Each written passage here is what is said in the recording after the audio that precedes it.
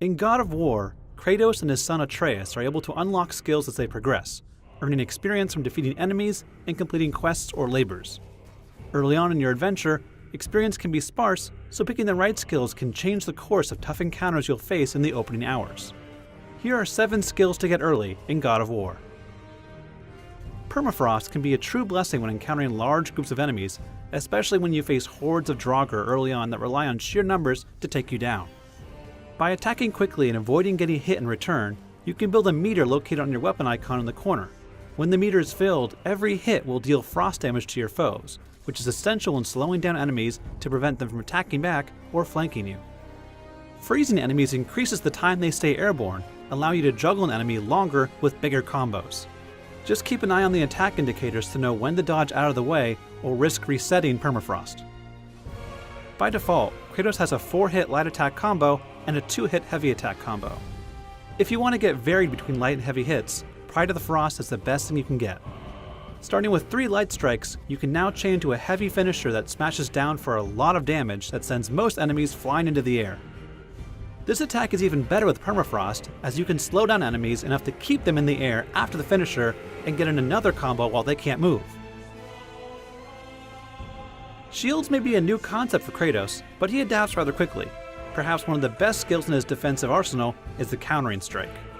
It allows you to follow up a last-second block, when time slows down for a moment, with an unblockable attack of your own. A successful counter can deal a lot of damage and send lesser enemies flying across the room. The best part about this counter is that you can even use it against incoming attacks that would normally break your guard, seen by the yellow indicators.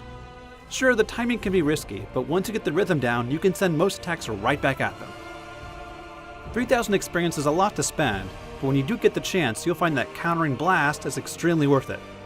Nothing is more annoying than enemies tossing projectiles at you from afar while you're trying to survive other threats. With this skill, you can block an incoming ranged attack at the last second, just like countering strike, and send it hurtling back the way it came. Many times, this can outright kill the weak ranged opponents, and you can also redirect the blast at anyone else you're facing, using their fireballs to torch their nearby friends. Try it out on Draugr, Nightmares, Reavers, or anyone that tries to hurl something at you from afar.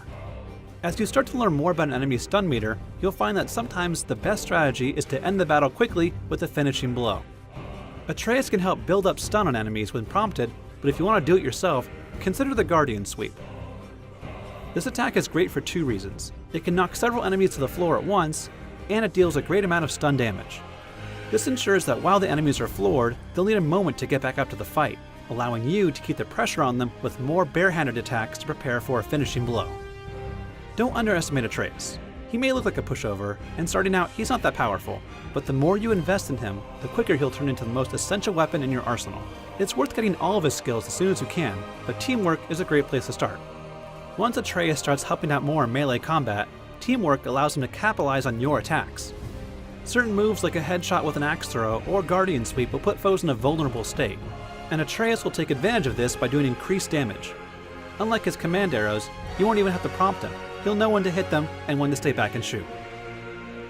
Equally as important as teamwork is ferocity. With this skill, Atreus will have even more to do as he circles the battlefield taking shots at enemies. If he happens to get close to them, he'll start dishing out a lot of stun damage with drop kicks or smacking them with his bow. If you're alert, you can capitalize on this with quick barehanded strikes to rack up stun damage and finish a foe quickly. For more essential tips and tricks, be sure to check out our God of War wiki guide, and also check out the first 15 minutes of God of War. And for everything else, stick with IGN.